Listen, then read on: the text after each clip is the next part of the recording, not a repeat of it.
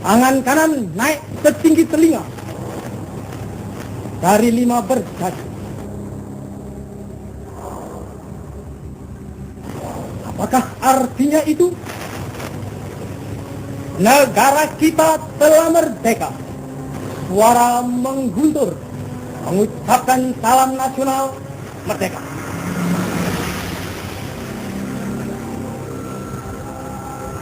Dan kita siap sedia mempertahankannya, walau dengan jalan yang bagaimanapun juga.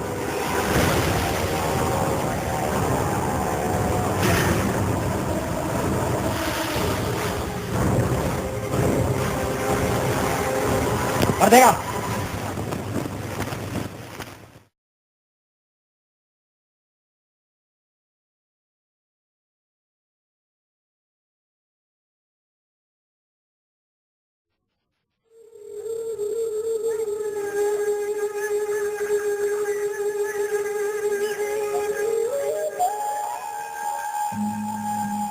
The family, we were just all at home, the kids, my sister-in-law was in the house, my 2 children, and Ruth was there.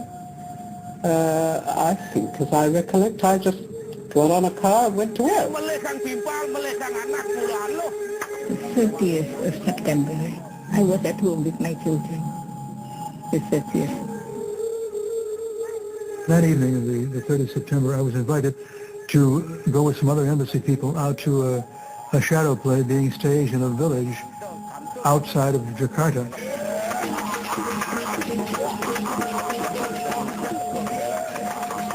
And it was a lot of fun. And we were there until, I think it was almost 1 o'clock, 1:30 when we left. On the night of September 30, 1965, I was in Jakarta. In fact, along with a number of other diplomats, I attended a wayang kulit performance, actually not too far from the home of General Yane, one of the generals who was murdered later that night.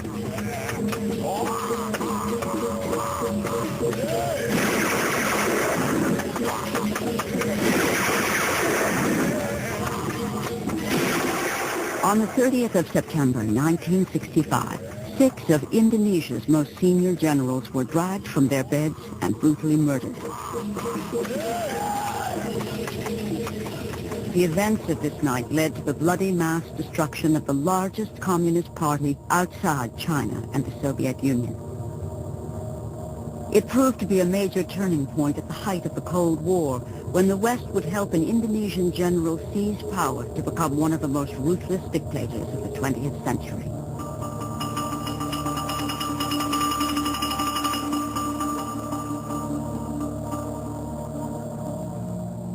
The United States, Britain, and Australia had desperately wanted to see the overthrow of this man, Sukarno, the first president of Indonesia. Sukarno's allegiances were too ambiguous for the black and white politics of the Cold War. 500,000 of his supporters were to be brutally slaughtered when his balancing act failed. But buried deeper than the hidden bodies is the story of the West's involvement and of the deadly propaganda war that still obscures the truth to this day.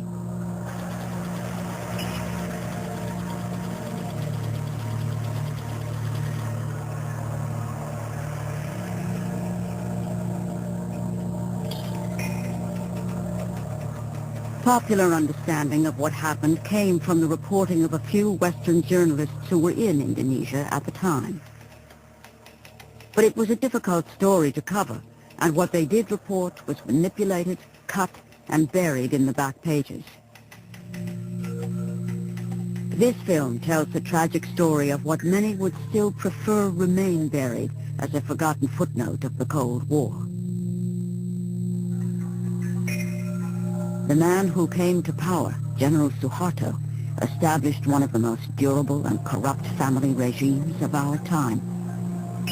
He and his army have the sinister distinction of murdering more of their own people than any other regime supported by the West.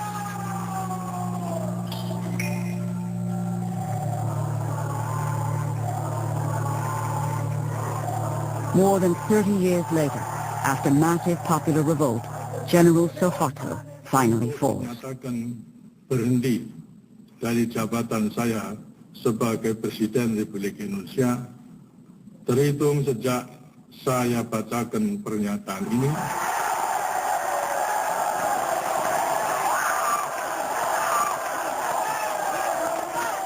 With General Suharto out of power, some Indonesians now feel bold enough to question the corrupted versions of their history.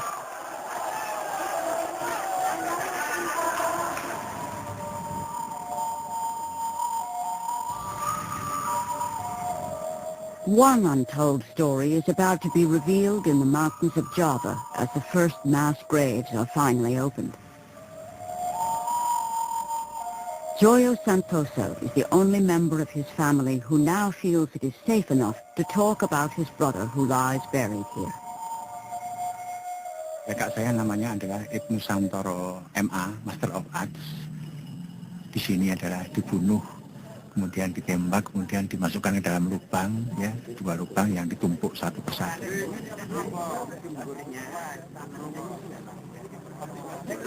Ibnu Santoro was dumped in this hidden grave, along with 22 others branded as communist sympathizers.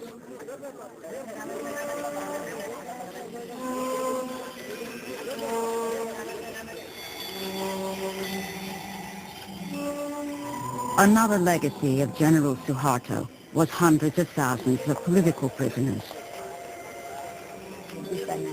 One of those was Dr. Sumiyosi, who was a pediatrician in the capital, Jakarta. Yeah, I stayed in prison 11 years in 10 places. Yeah, okay. Yeah. Dr. Sumiyosi was arrested without warrant, then detained without trial for allegedly being associated with the Indonesian Communist Party, the PKI. My crime is only that I was member of the HSI, and the HSI, it is the Indonesian Scientist Organization. It's a legal organization, but they think that the HSI was a branch of the PKI because HSI always worked for the people, and the army, they are very stupid. They are very stupid, very, very stupid. It is only now, too, that those forced into exile are finally free to return. Like Carmel Budiarjo, an Englishwoman who settled in Indonesia in the 1950s. I returned to Indonesia as part of the victory of the Indonesian people in getting rid of Suharto, because as long as Suharto remained in power, I would never have been able to get back.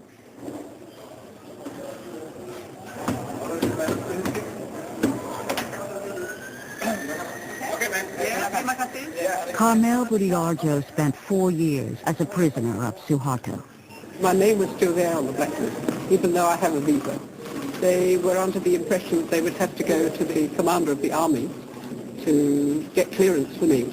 And then suddenly, everything vanished. All the problems vanished, and they said, oh, you can go in, it's all right. Carmel is now a human rights campaigner.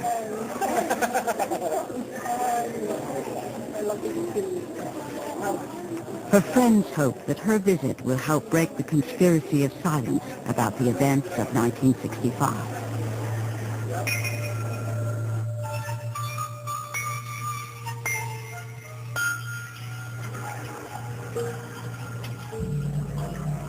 Who was this leader of Indonesia that the anti-communist West was keen to depose? Sukarno was born in 1901 in Java, the dominant Indonesian island. He grew up under the demeaning rule of Dutch colonialism.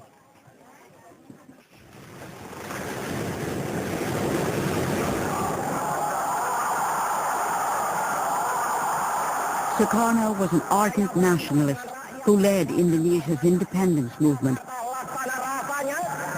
He became president of the new Republic of Indonesia in 1949. belum ada yang menandingi Soekarno sampai sekarang. Dialah yang mengerti nasion Indonesia itu. Karena itu juga Soekarno lah yang tidak jemu-jemunya menganjurkan tentang nation and character building.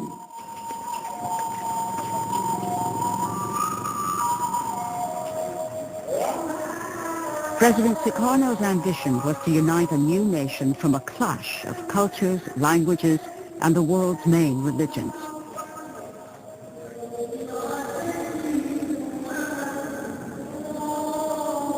Indonesia is the fourth most populous nation on earth and the world's largest Muslim community.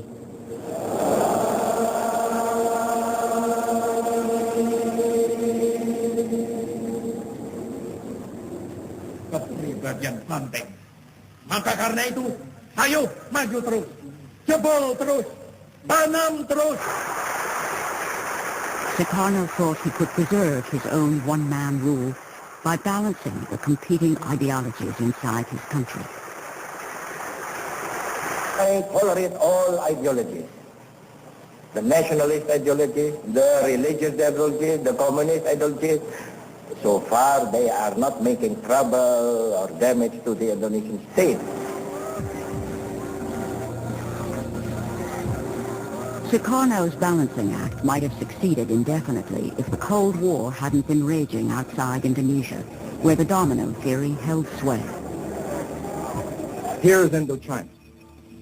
If Indochina falls, Thailand is put in almost impossible position.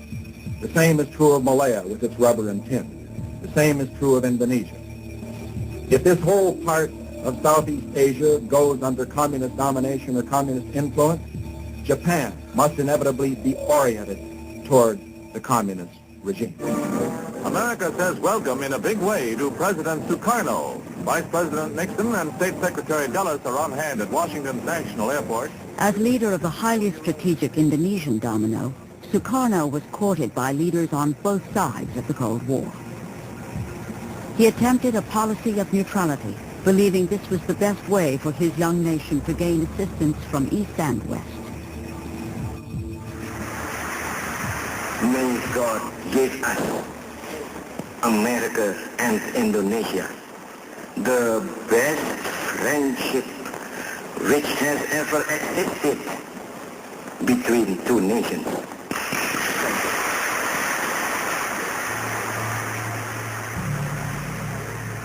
Only 3 months after his address to Congress, he visits China and the Soviet Union. This was interpreted by Washington as going over to the communist enemy.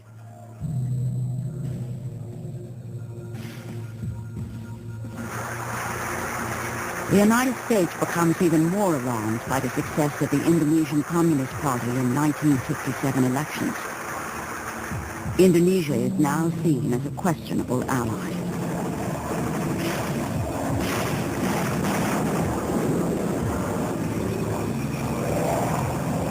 In the largest covert operation since World War II, President Eisenhower backs rebellions against Javanese rule in the outer islands.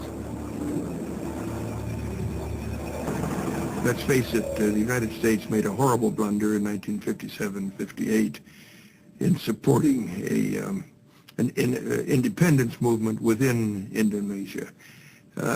It was a disaster. We should never have been in it in the first place, and if we were, we shouldn't have been in it the way we were.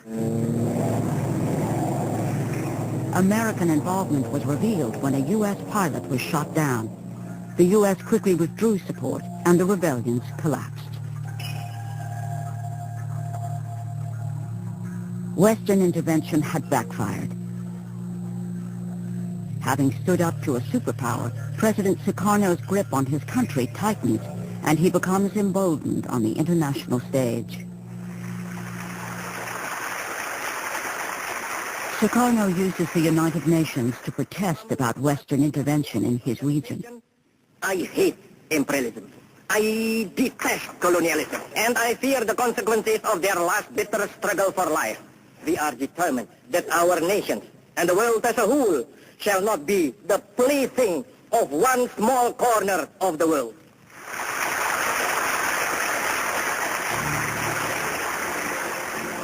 Shortly afterwards, Britain moves to form the new state of Malaysia on Indonesia's border. Sukarno is not consulted. Incensed, he launches a military campaign against British forces to crush Malaysia.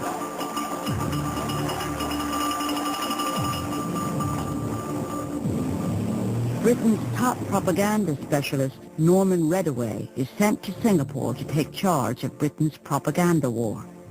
What I remember Norman telling me, his mission was very simple. Do anything you can, he was told, to get rid of Sukarno. And he was given a budget. It was a matter of hundreds of thousands of pounds.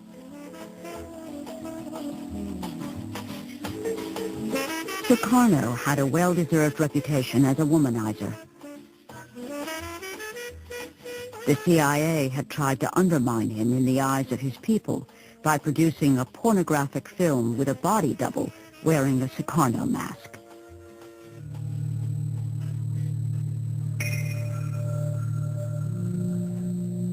At least 6 assassination attempts were made on his life. Sukarno blamed the CIA for most of these.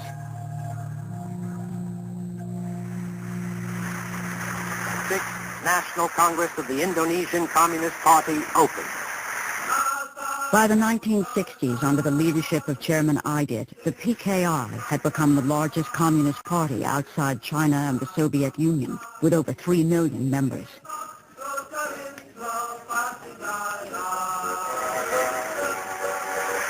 Personal appearance of President Sukarno increases the atmosphere of unity of this gathering. Sukarno himself is a nationalist, not a communist, but he depends on the Communist Party because it can mobilize mass support for his political objectives. In return, Sukarno protected the PKI by banning anti-communist press and by restraining the army, also a potent political force in Indonesia. The chairman of the Communist Party had outlined a new approach of a kind of parliamentary road to power.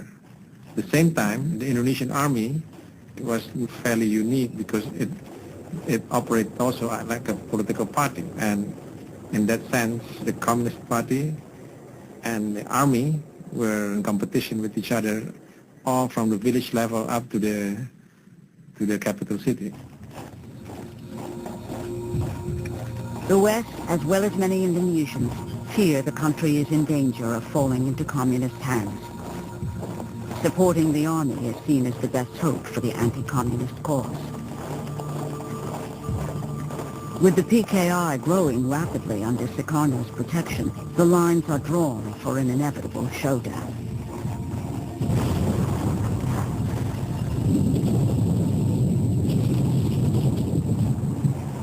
To the north, by 1965, the United States is escalating the war in Vietnam.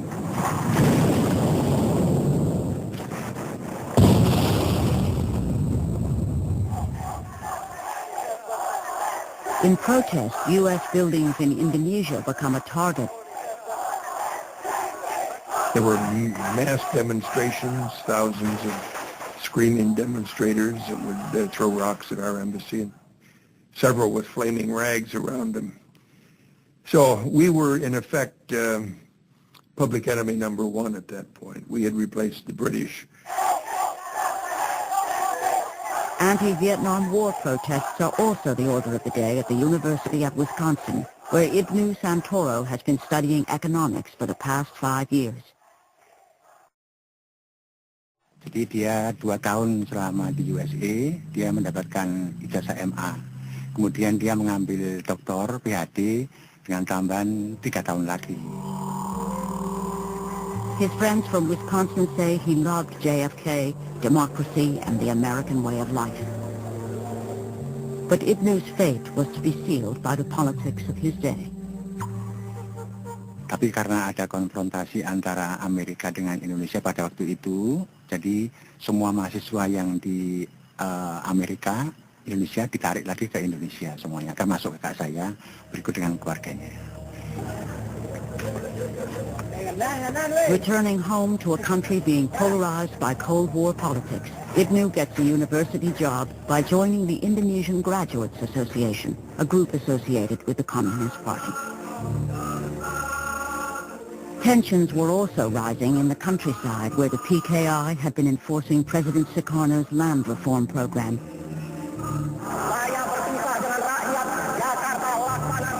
When the UN backs the formation of Malaysia, Sukarno withdraws Indonesia in protest and declares he'll join an axis with Peking and Hanoi.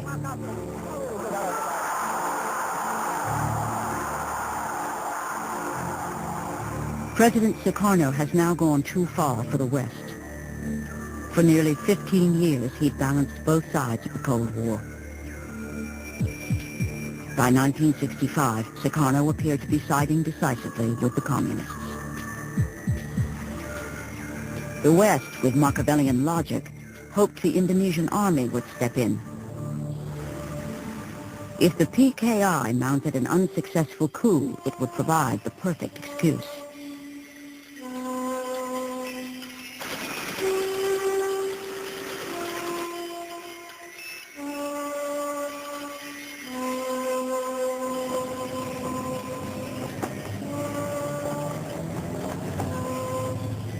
Certainly in 1965 was the height of the Cold War.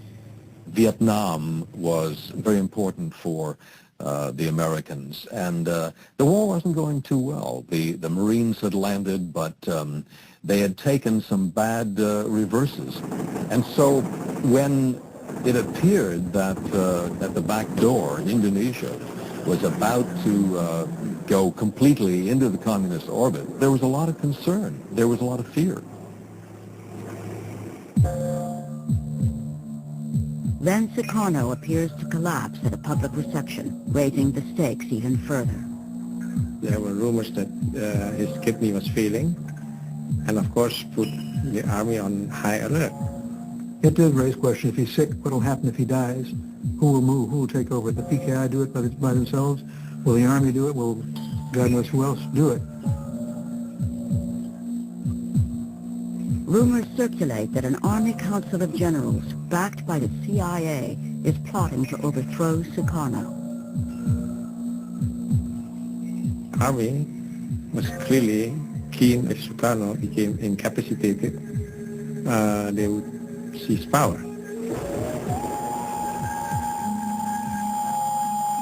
Ani raga patut waspada. Apa angon waspada darmo na jalan gisi. Angon munahang sahanane ngomo darawake bete waratu cicing boros dugas pidan sing kita ane kata tutuk rakyat tadi sengsara lantas tuh.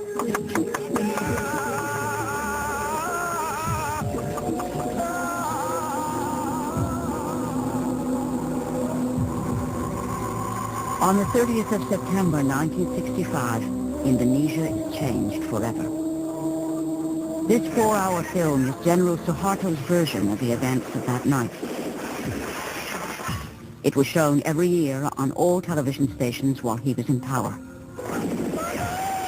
It portrays junior army officers supposedly under control of the communist PKI, kidnapping and killing the head of the army and 5 senior generals.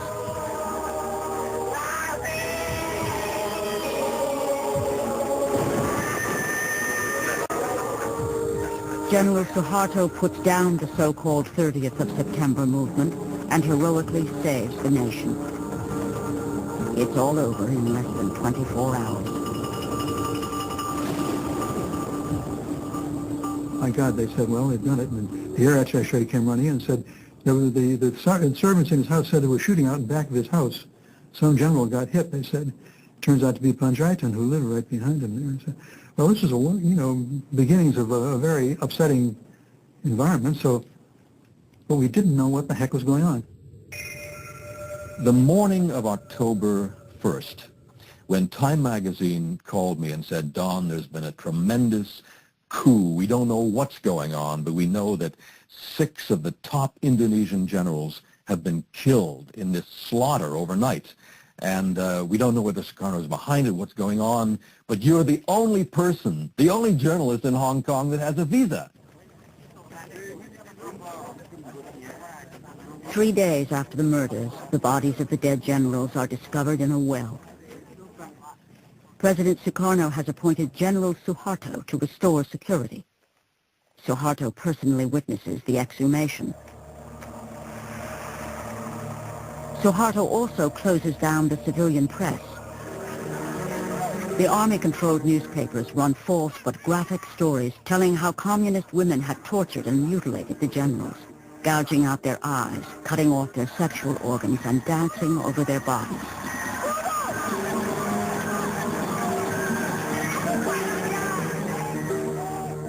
The Indonesian Communist Party, the PKI, is blamed for the abortive coup.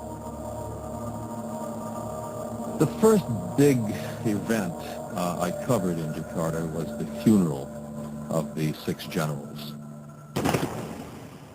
We had heard tales about the way this slaughter had been done, the mutilation of the generals, how they had been tortured and killed. And we had no way of knowing it. We didn't speak to any eyewitnesses. And so if the army put out with authority that these bodies were mutilated, it became the perception. If the Communist Party was responsible, Western diplomats could not understand why it would mount such an ineffective operation. I would have said it made no sense at that time because the communists were moving very effectively. They were achieving their objectives by other means. And I would have said, why in the heck should they mount a coup? It was known that the murders were carried out by junior army officers calling themselves the 30th of September movement. But the question of who, if anyone, was pulling the strings behind these officers was much less certain. Nevertheless, the diplomatic cables do reveal the West was keen for Suharto and the army to drive home its advantage in this brutal Cold War struggle.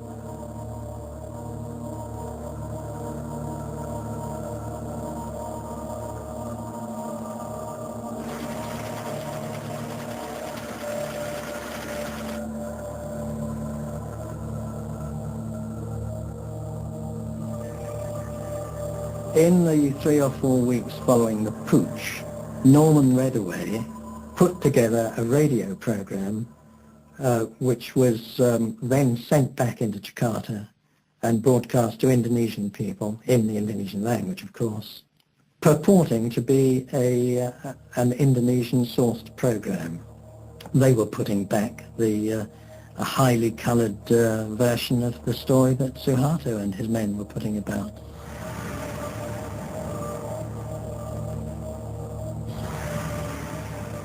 The British-made propaganda program called The Voices from the Well was broadcast from a radio station set up next door to Suharto's house.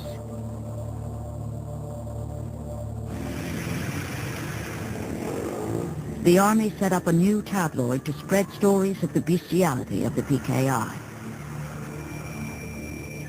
They emphasized that women will sink to utmost depravity under the godless communist influence.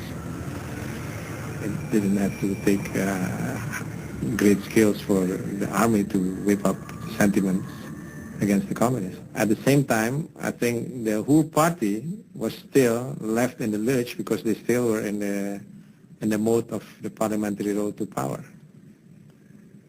So they were essentially defenseless and armed without arms. Exactly the situation Aidit was worried about.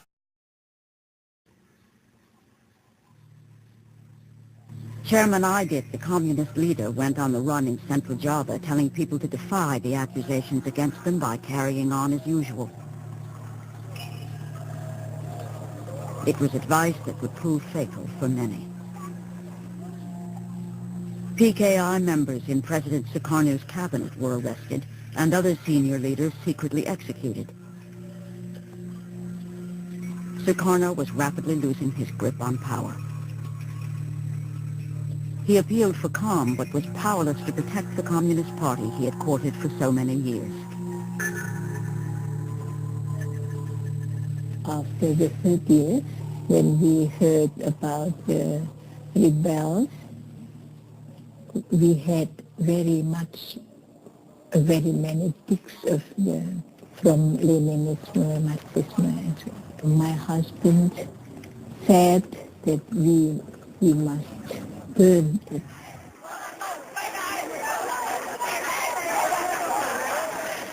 Mobs of students hit the streets in protest against the PKI. The army supplied them with lists of targets to be attacked. The Communist Party headquarters was the first to be destroyed. As time went on, we saw that the anti-Sukarno factions of students gained in strength and importance, and of course they were manipulated and steered by the army. I often saw army officers talking with or conferring with students, letting them know how far they could go that day.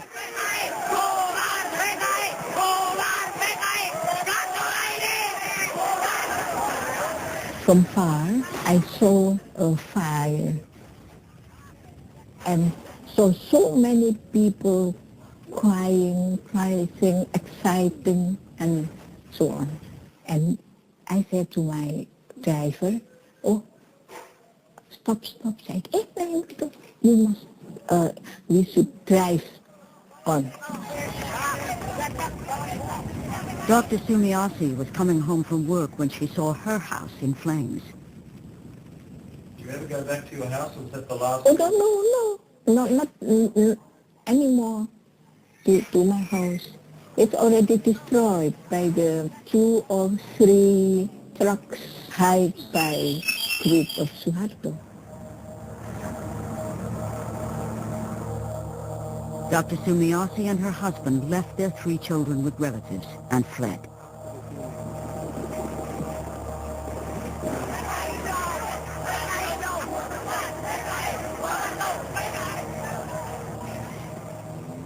Carmel Budiarjo lost her job as a translator in the Indonesian Foreign Office almost immediately.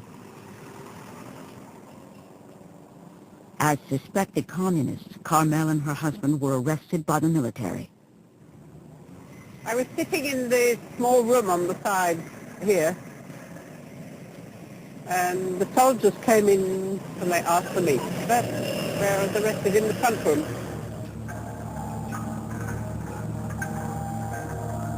When we were sitting in this jeep taking us out of town, the fellow who was in charge, he said, you have to blindfold.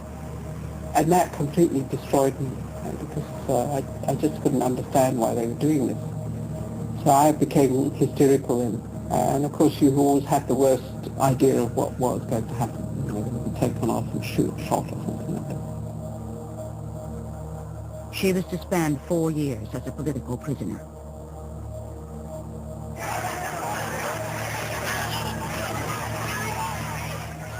In the capital city, even people with the most tenuous links to the PKI are arrested en masse.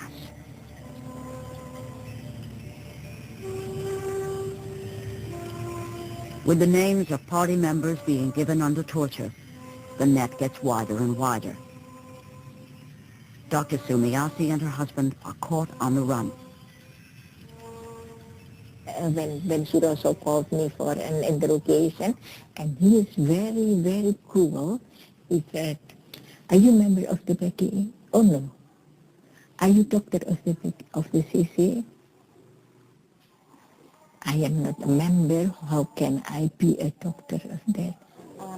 As the wife of a party member, she was threatened with electric shock torture when she would not cooperate. Oh, my heart beat it so hard, maybe that somebody can hear how hard it was. Then I blew him on his stomach. "Hey, Pak Pernah, don't do it, Pak. Don't do it. Please don't do it." Why?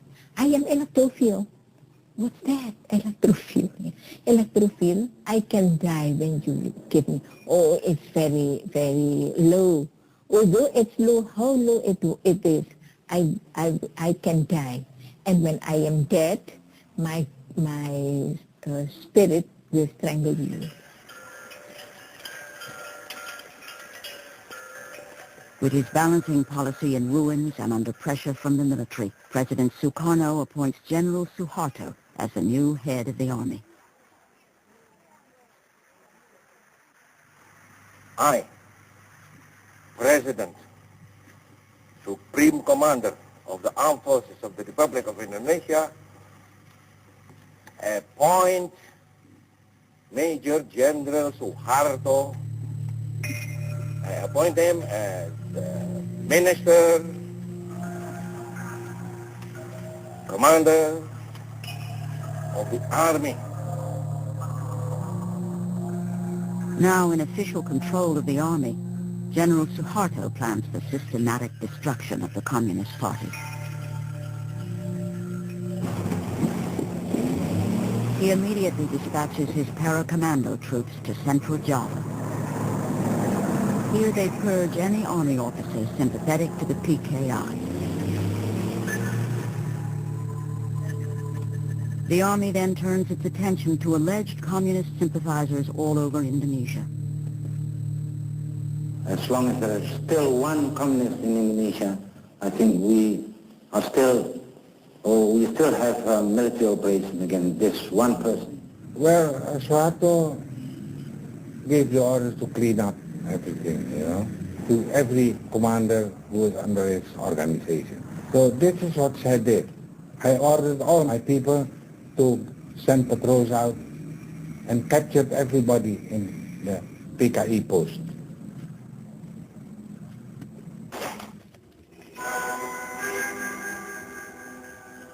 Captured PKI leaders at first stuck to their principles of keep your mouth shut or you don't know anything, can't do anything, and don't understand anything. But the operations has found an efficient answer to these slogans by launching the drive of surrender, support the government, or die.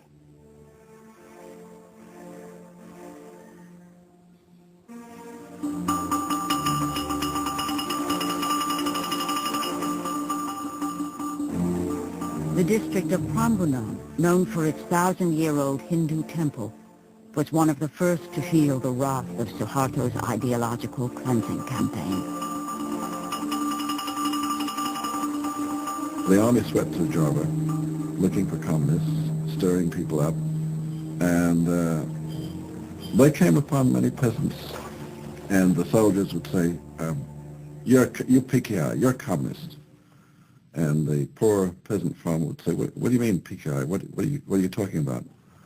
And the interrogation would go on, and the farmer might say, oh, you're talking about those guys who came around and offered us seed at cheap prices. Oh, yeah, sure. We signed up with them, but that doesn't mean I'm PKI. I wasn't a communist.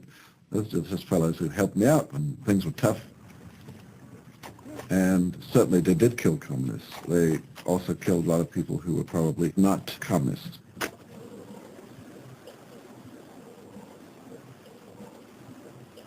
Berarti dipuruki kan pur yang mati kecil wonten 8 iki.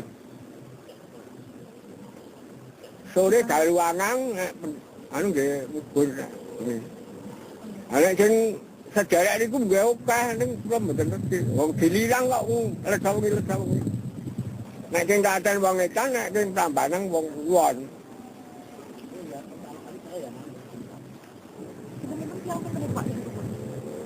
Nek elingan kula nggih antane 800-an nggih.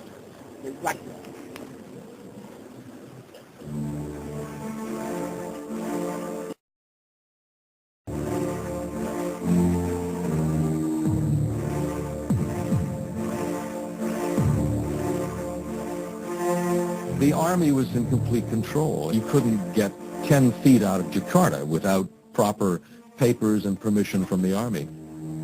After hearing reports of great slaughter going on, I was finally allowed to drive down there. At that time, there were 2 or 3 military trucks filled with civilians, families, men, women, children. And we were told these were communist suspects. This wasn't something I was supposed to see. But I can recall that day there was something like 2,000 people just in that one day being rounded up and taken to a central holding place. One of the most amazing things was that you had a major, massive communist movement done in with weaponry and power and force that was contributed by the Soviets, which is there's a tremendous irony in that, and we can't help but take a certain satisfaction in that.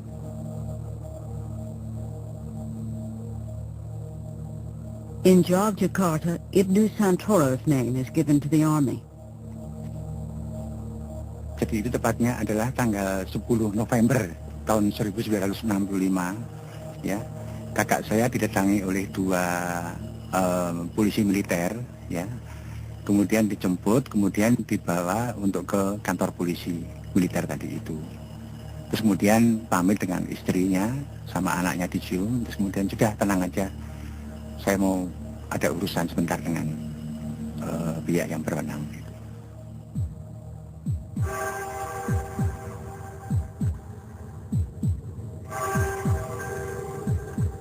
Ibnu Santoro was taken to this interrogation center, only a few hundred meters from his house.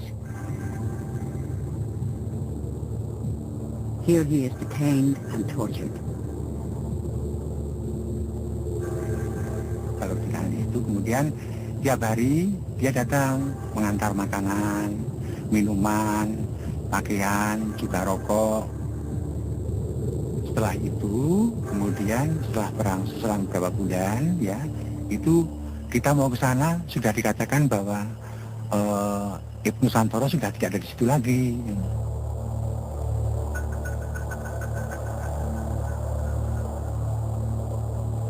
Ibnu is taken on a 4-hour drive with 22 others.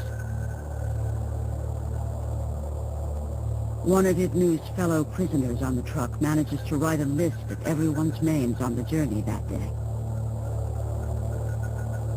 He persuades one of the soldiers to draw a map of their final destination, which makes it back to relatives.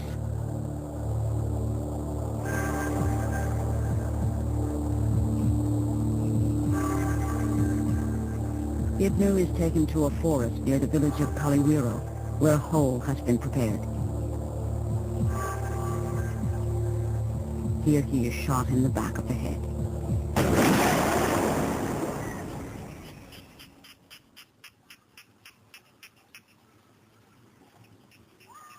Seven weeks after the murder of the generals, Communist Party Chairman Aidit is finally captured in central Java.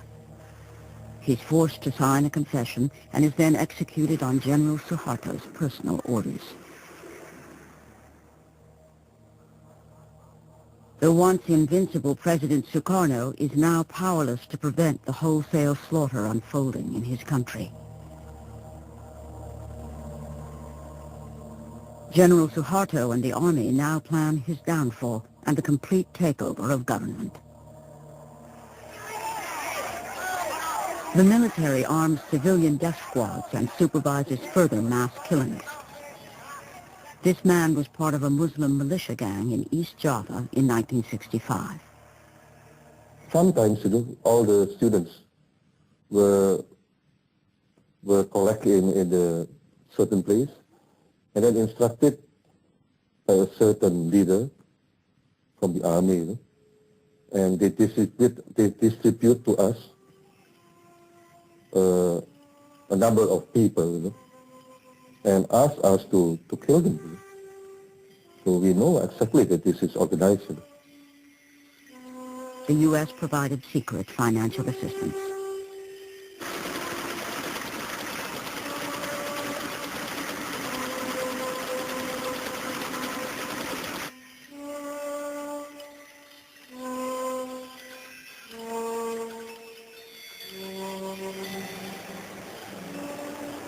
I saw many broken bodies and many pieces, torsos, legs, arms, floating in the canals. And this went on day after day, night after night. Hundreds of them.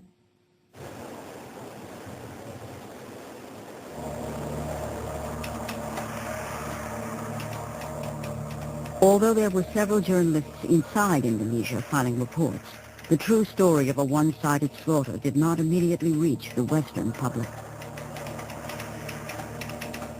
I reported many interviews of catastrophic occurrences, but a lot of them didn't see the light of day in newspapers. I wrote a daily file for Time magazine, and I also sent reports to the BBC and to NBC News. Most of my material was going through other journalists who were staff people in Singapore, and they would edit my stories, discard my stories, because they didn't believe them. It's incredible that they could second guess and kill my stories that I was gathering on the spot. In the mid-1960s, at the height of the Cold War in Southeast Asia, stories that might engender sympathy for communists were not welcome. In this context, most newspapers and broadcasters reported the Army's death squads as engaged in a civil war. There really was no sense that there was a centrally organized slaughter of alleged communists. It was being presented from all directions as a sort of running battle going on between, organized communism and an organized army. It was a cleaning up operation. It was not a slaughter. The word slaughter didn't pass anyone's lips at that time. The scale of it was not understood.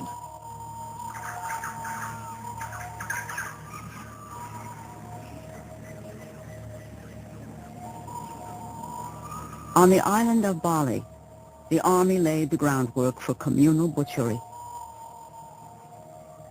Propaganda teams toured the countryside, spreading stories of PKI plans for women to seduce and castrate soldiers to obtain weapons.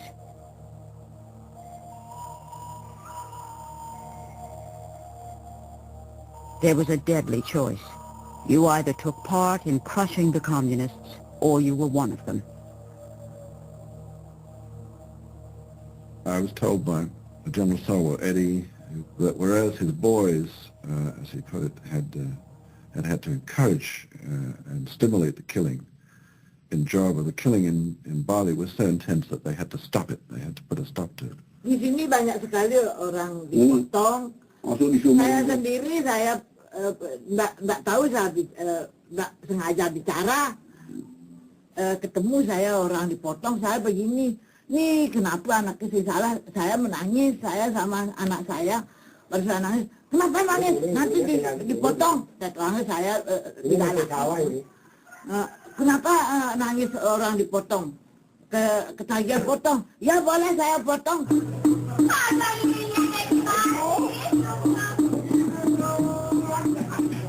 Today, the tourist brochures sell Bali as an exotic paradise. They don't mention that 80,000 people were butchered here in the space of only 2 weeks.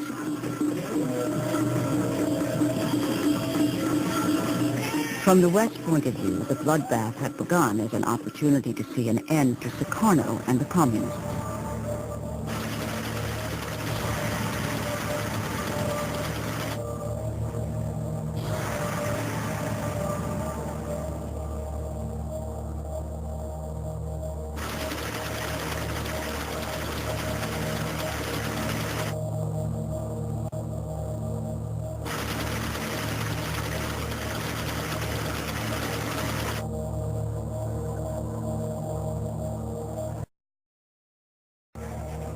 Some news organizations outside Indonesia were instruments for broadcasting Western propaganda into Indonesia.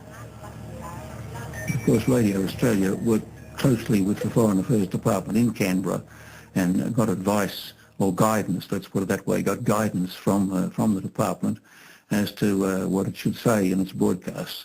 From time to time that guidance wasn't followed, but mostly it's true to say it was followed.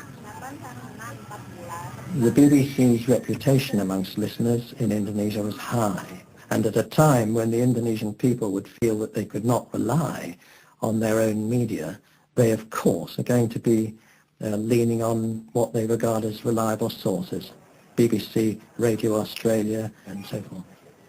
I think there's no question whatsoever that we were all manipulated. I think probably the manipulation was being orchestrated by Norman Redaway, but I've no doubt that he too was also a part of an organisation in which the Indonesians played their part. The Americans certainly played their part.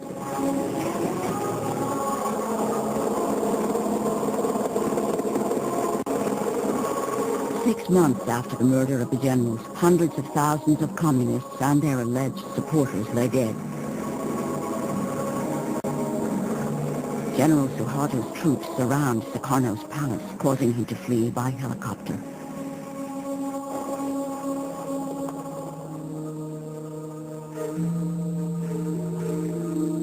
Later that day, President Sukarno is forced to sign a letter which hands the power of the presidency to General Suharto.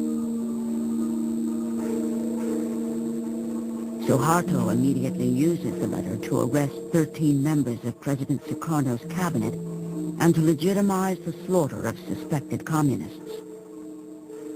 Jelas dan kita semua tahu bahwa kekacauan dan ketegangan sekarang ini disebabkan karena PKI. Saya menggunakan surat perintah ini untuk membubarkan Partai Komunis Indonesia. Dikiranya SP 11 Maret itu satu transfer of sovereignty, of authority. Padahal tidak. Despite President Sukarno's objections, General Suharto had effectively wrested control of the Indonesian state. His takeover was reported as a gentlemanly affair in the London Observer and welcomed in the New York Times, which hailed Suharto as a gleam of light in Asia. I welcomed the Suharto regime, and most of the journalists did. It was the first time order had been seen in Indonesia for about 10 years. The Economist in early to mid-1966 started peddling the US line that Indonesia was safer under a disciplined rule. That certainly was true. It was safer. But to deny the level of destruction and the human tragedy that had taken place seemed to me quite idiotic. The majority, I think, of the press was looking the other way. You know, there was no condemnation of it, I think. It was kind of tolerated and accepted. In fact, a kind of welcoming that Indonesia was joining the fold of the anti-communist movement. The Indonesian domino ultimately fell on the western side of the Cold War divide. Compared with getting bogged down in Vietnam, it was seen as a clear victory for anti-communism and for President Lyndon Johnson. Visiting Vietnam later in 1966, LBJ was to invoke Indonesia as a rallying point. He told U.S. troops that their exploits were the reason why people in Indonesia were enjoying freedom that they didn't previously have.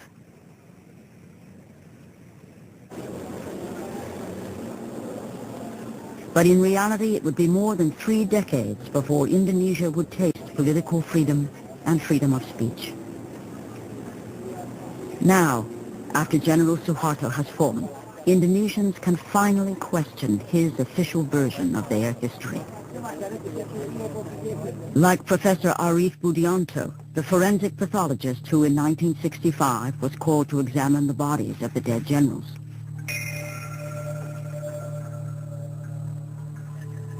I got 3 bodies to examine. Not a single one of the bodies do we find the penis size. Or we had signs of torturing them. We don't find. Nobody is glad to sign our report because the newspaper, they wrote already about the torturing. They said the penis too, they cut it off and then they throw it. They play with that. The Garwani women. Professor Budianto's autopsy report was suppressed under the orders of General Suharto. Many Western journalists accepted the lurid story without question. Terror and bestiality was a calculated part of the PKI plan. They even had special mutilation squads made up of girls. Sex orgies went on before the torture ceremonies got underway. Eventually, the mutilated bodies were dumped down a well.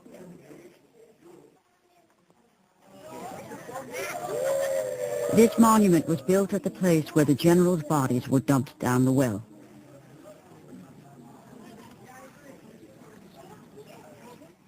This is what pains me most, to see the women here, because I spent several years together with women who had been tortured to confess that they had perpetrated sexual crimes against the bodies of these generals. And of course we know that that was not true. Their confessions were published in the newspapers. And this was perhaps the most important propaganda weapon that Suharto used to send people out and kill members of suspects, communist suspects, family, everything.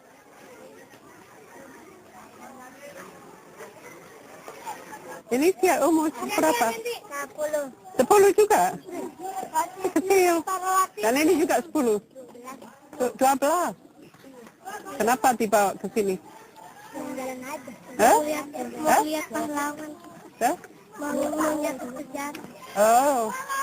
Tapi gurunya bilang ini betul apa yang dilihat sini? Betul. Tapi sebetulnya banyak bohong di sini. Banyak hal yang diuraikan di sini di diorama itu tidak benar. Karena saya dulu juga kenal dengan wanita-wanita yang dikatakan begini, tapi mereka tidak berbuat begini. Jadi ini banyak sekali bohong di sini. Yang mana maksudnya bohong? Suharto itu berkuasa. Jadi dia membuat ceritanya sendiri apa yang terjadi di sini supaya orang benci sama PKI. Dulu kan suka itu putar 31 September. Iya. Yeah. Itu filmnya itu benar apa enggak itu? Tidak benar. Iya. Banyak bohong. They say here these killings shouldn't be repeated. What happened after this was not 6 people being killed, but more than 600,000 people killed. And these are the people I'm thinking of now, because I think they deserve a monument for the way in which they were killed.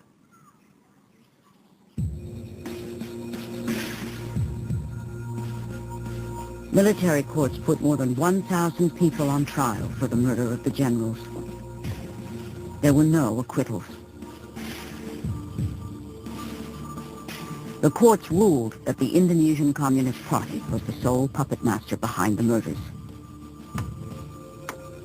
Over 70 death sentences were handed down for the crime of having prior knowledge of the plan. But it's far from clear who else had prior knowledge of the plan to kidnap the generals. True responsibility is variously attributed to President Sukarno, General Suharto, and Western intelligence agencies.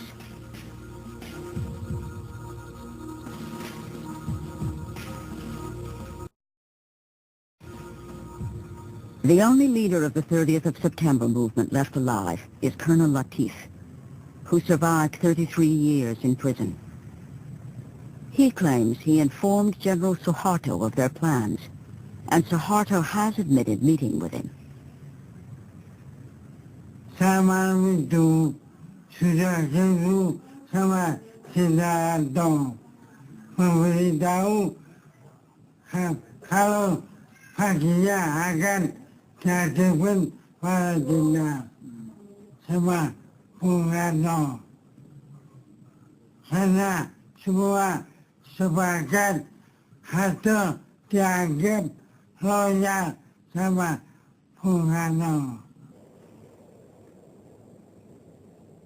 Those who see the hand of Suharto say it was his agents who infiltrated the 30th of September movement to make sure the generals were killed that fateful night. The rebel soldiers maintained it was never their intention to kill the generals. Their intention, they said, was to bring them before President Sukarno to face charges of planning a coup against him.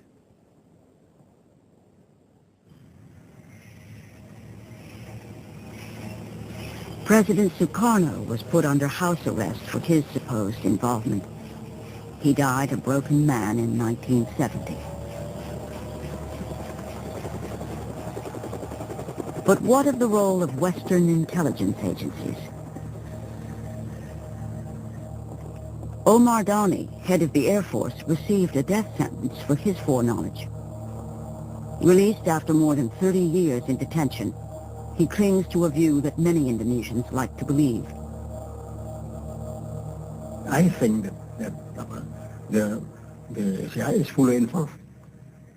And Suharto cannot do that because at that time, I don't think that not one general has the capacity to arrange such an intricate and so complicated operation. At CIA station head at the time, Hugh Tovar denies the CIA had any involvement in the conspiracy. In my time, 64, 5, and 6, the CIA was never told to do any such thing. The CIA was sent out there to collect intelligence and report it to headquarters and to tell us what in the name of heaven is going on in that crazy country. You know, that's the way it was. And if the audience can't take that at face value, there's nothing I can say that's going to convince them. What is fully established is that Britain and the U.S. gave extensive support to the army immediately after the murder of the generals, including providing weapons. The full extent will not be revealed until all the documents have been declassified, which could take many decades.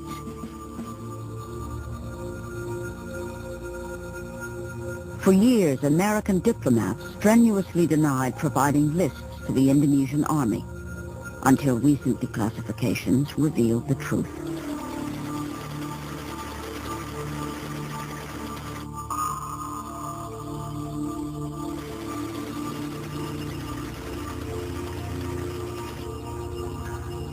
There were lists going around. I don't know who compiled them, but the theory was they're the people who are going to be extirpated next. So clearly there was a method and an organization behind it all.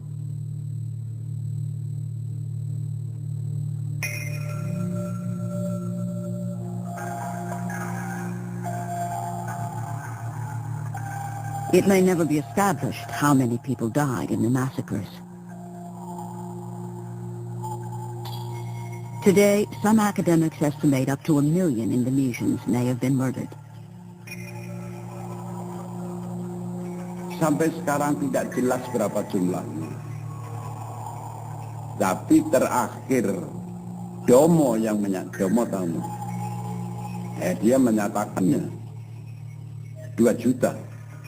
Terus yang memimpin pembantaian Sarwo Edi pernah menyampaikan pada seseorang 3 juta.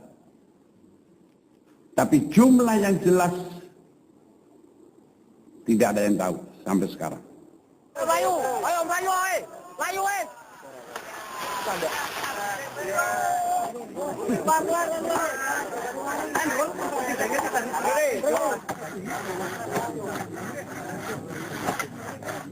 The newly established Massacre Victims Research Foundation wants to confront history by digging up the skeletons that have lain silent for 35 years. This wasn't Nazi-style industrial-scale killing. It was village-level murder with many thousands of graves spread across the country. Ya, kami mendapat surat dari yayasan itu yang mencari orang-orang hilang tadi itu, dan dinyatakan bahwa itu para korban yang telah dieksekusi sebanyak 23 orang itu, Kaliwiro ini, itu akan makamnya akan digali kembali.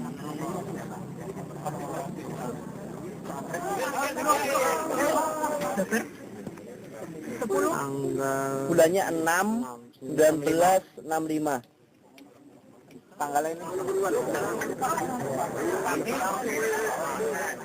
This grave is unique because here the dead can be identified. The list of names and a map that was smuggled back to relatives provides the crucial information.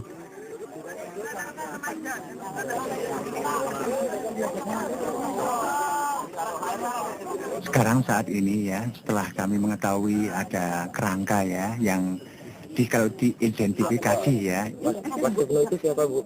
Dr. Andes Ibnu Santoro.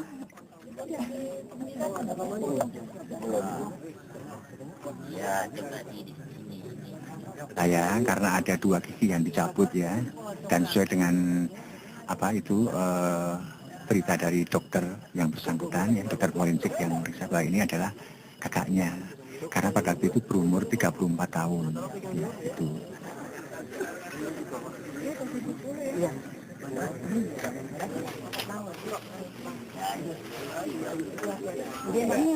Ini lubang keluarnya kayak. Ini lubang keluarnya. Lubang masuk. Ini masuk. Ya, biasa. Nah, ini.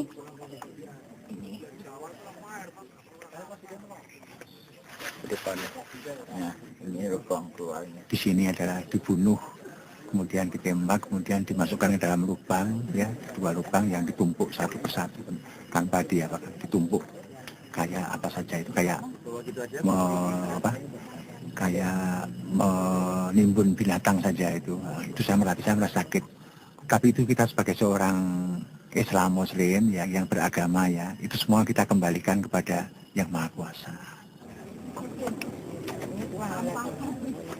For Indonesian Muslims, it's traditional to make an annual visit to the graves of their relatives. These families can now rebury their lost relatives in accordance with their beliefs.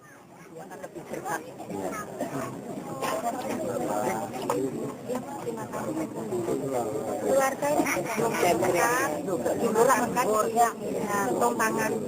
tangan sumpah kita sadap But as they will soon find out, even this simple gesture will stir old resentments.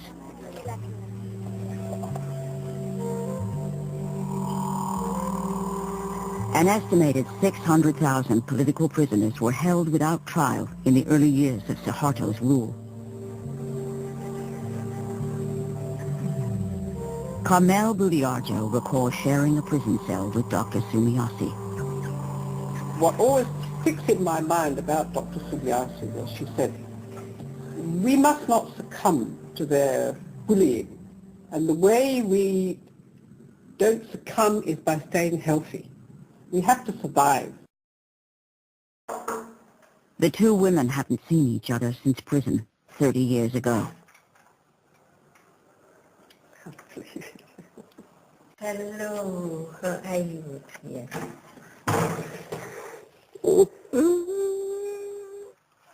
Dan baru sekarang bisa kembali ke Indonesia. Yeah, kembali. Kami lama tidak boleh. Yeah.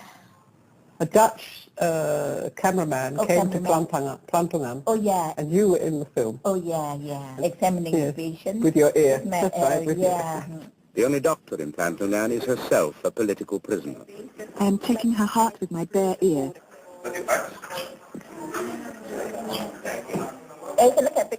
Actually, I need a stethoscope, but there is no stethoscope. Kita membuat tempat yang sedih ini, neraka ini sebahagia mungkin. Hati tetap pedih. You don't jangan lupa. Ya, don't forget. We have always a tough and a bitter heart in our heart. All is bitter. But di luarnya, ya, kelihatannya itu kita ini ya biasa saja. Biasa saja. Sebab itu apa? Ya, oleh karena kita tidak tahu kapan mau keluarnya, berapa lama, jadi membuat hidup di sini ini sebaik mungkin. In the 11 years she was detained, Dr. Sumiasi barely saw her 3 children grow up. Kalau anak tidak tahu, kalau anak saya ngomong bahwa saya bukan anak saya, tahu. Waktu dibawa ke Plantungan saya, terus ditawarin mesti keburu, anak berapa kok surat tanpa anak, jadi berangkat sendiri. Nah gitu, jadi tidak pernah ngomong seitunya. She wanted to protect her children from the vilification directed at families of communist suspects. Even today, her children still call her auntie in public because of the institutionalized shame from the Suharto years.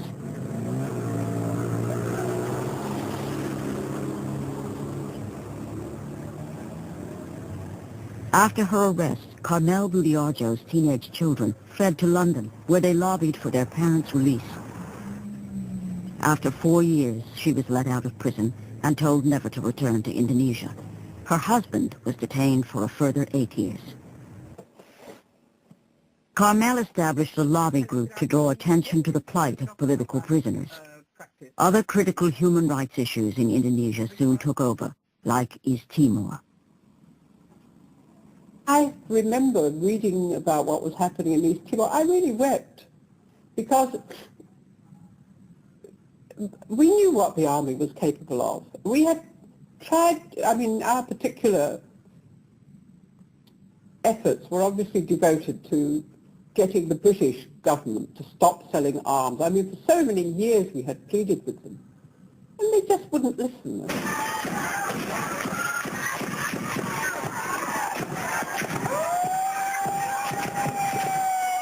By the 1990s, the Indonesian army had been getting away with murder for 25 years with scant criticism from the West. But on this occasion, the Western media managed to get pictures of one of its massacres in broad daylight.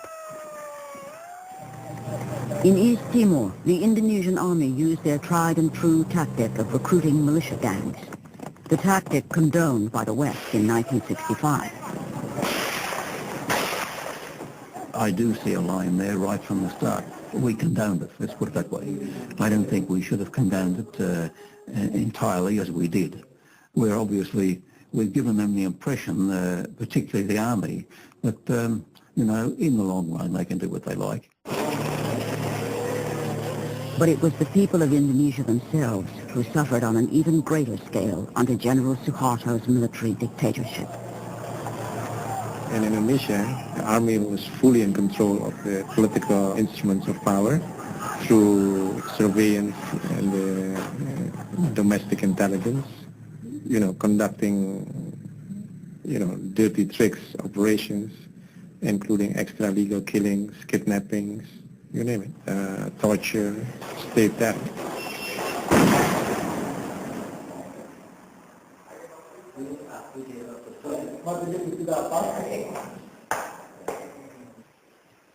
Today, General Suharto may be out of power, but reburying the bones exhumed from Kaliwiro is a highly sensitive issue.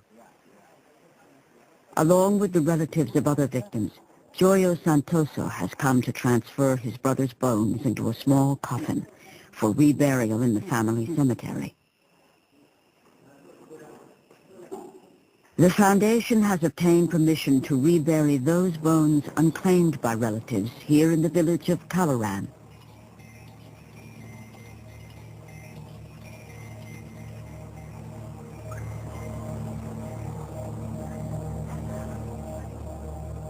Local Muslims object and blockade the house.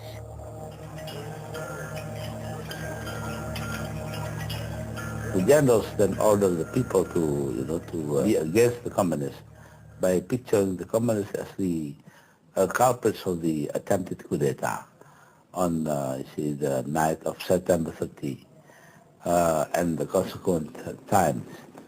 So people were against communism, but actually it's misperception. Karena di sini itu kalau untuk makamkan daerah sini bukan daerah PKI ya begitu. Mungkin yang ngompor itu juga nganggap ini PKI kan gitu. With the house blockaded, Joyo and the other relatives try to remove the coffins to safety.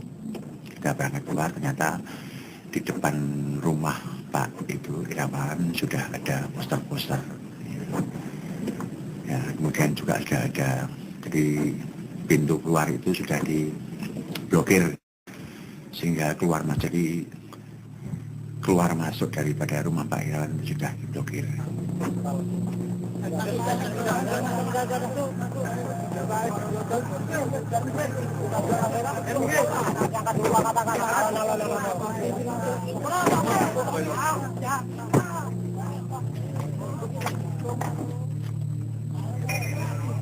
Nah, kemudian mereka sempat memancing emosi ya, dengan jalan penempeleng itunya, sopirnya, keneknya, terus kemudian Bu Sri juga semacam diperlakukan dengan kasar ya gitu.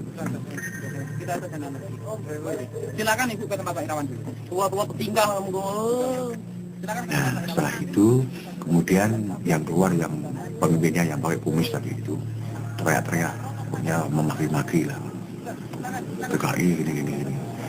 Kemudian, ayo siapa mau marah ya, sambil mengeluarkan pisau belati. Yang mau marah saya bunuh. Memang kecemburuan ideologis, karena kita tahu semua bahwa yang akan dikebumikan ini tulang belulang dari orang-orang yang berdikatan sebagai G30S. Joyo and the others managed to rescue their relatives' bones for later reburial.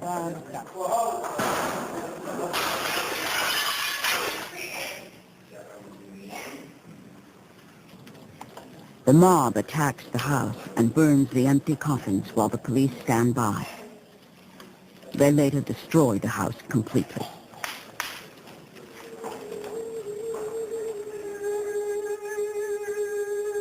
In the stories of the shadow plays taken from ancient Hindu texts, injustice is bloodily avenged. Forgiveness is not part of the equation. What chance, then, for justice or reconciliation in Indonesia? Menurut saya rekonsiliasi itu kan lelucon saja. Ya, sudah tugas negara harus mendirikan hukum, mendirikan keadilan untuk rakyatnya sendiri. Apa persoalan rekonsiliasi? Apa persoalan maaf? Ini itu. Yang penting hukum didirikan, keadilan didirikan, hak-hak asasi manusia didirikan. Itu persoalan yang harus dilakukan oleh negara.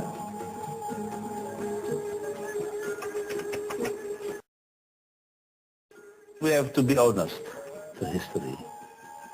If we did a wrong thing, then we have to apologize.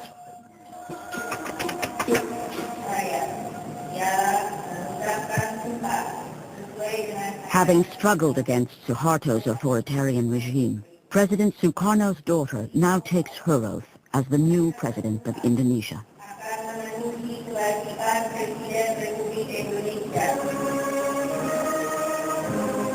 Like her father before her, Megawati Sukarno Putri must balance the volatile forces inside her country. The military remains powerful. Her only counterweight is Indonesia's fragile democracy and the shaky rule of law.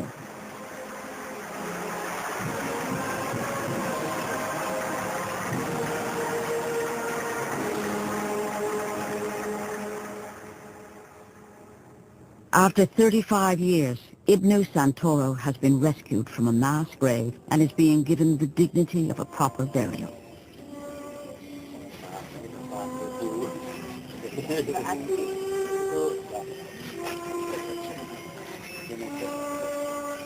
One person among the countless victims of this Cold War massacre is finally laid to rest.